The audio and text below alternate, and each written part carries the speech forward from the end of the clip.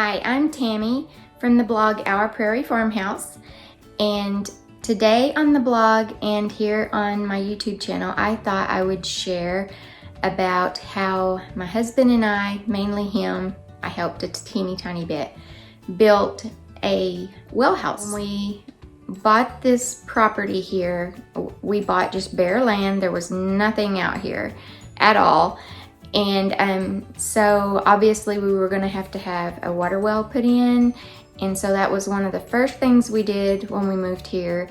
And then, you know, as we were trying to get this house built and get electric lines ran in and just all the things to make it where we could move out here. We've gotten pretty far with all that kind of stuff.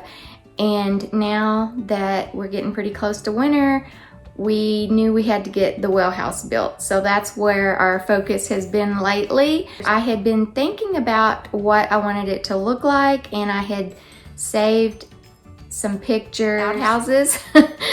I really kind of wanted to do even like the moon door and make it look like an old outhouse.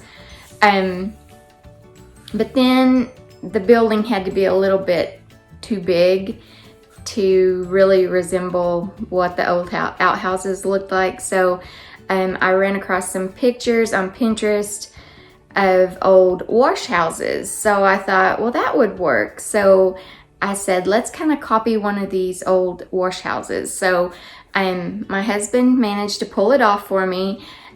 We didn't use any type of plan. He just looked at the pictures and said, okay, we need it about this size. And so we kind of drew up our own dimensions and of how we wanted it to, the size we wanted it, and just went from there.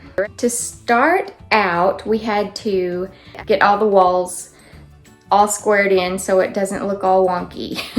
So the way we did that was to measure the length that we wanted each wall, and we put our little stakes there, and then we measured across diagonally from one point to the other, and to see how far we were off square that way, and then adjusted the stakes just a little bit, didn't take a lot, until we got it just right. So when it came to building the frame, he just used post hole diggers to dig the holes for the four corners, and then he used the Quikrete.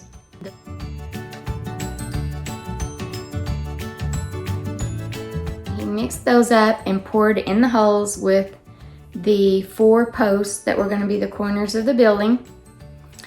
And you have to be sure and level the posts and keep them straight as you are pouring the concrete into the holes, because the Quikrete does dry very fast and you won't be able to straighten them up if you get too much concrete in there too quickly. So that was one of the main things to remember about that. I do, on the blog, I have like the full details of all this wrote out. So if you would really like to see everything in detail, please refer to the blog. But after the posts were in for the four corners,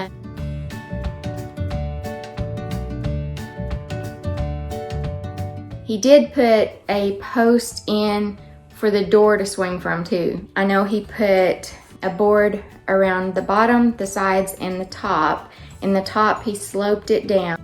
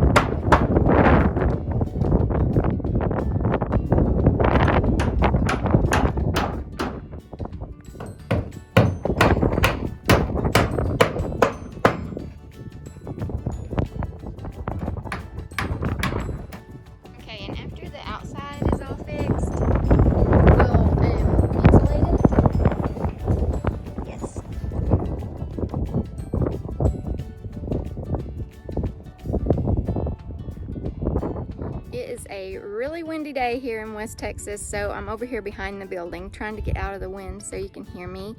But after Chris gets all the wood nailed up on the outside of the building, which he's almost done, we are going to be staining it with a stain to try to give it a weathered wood look.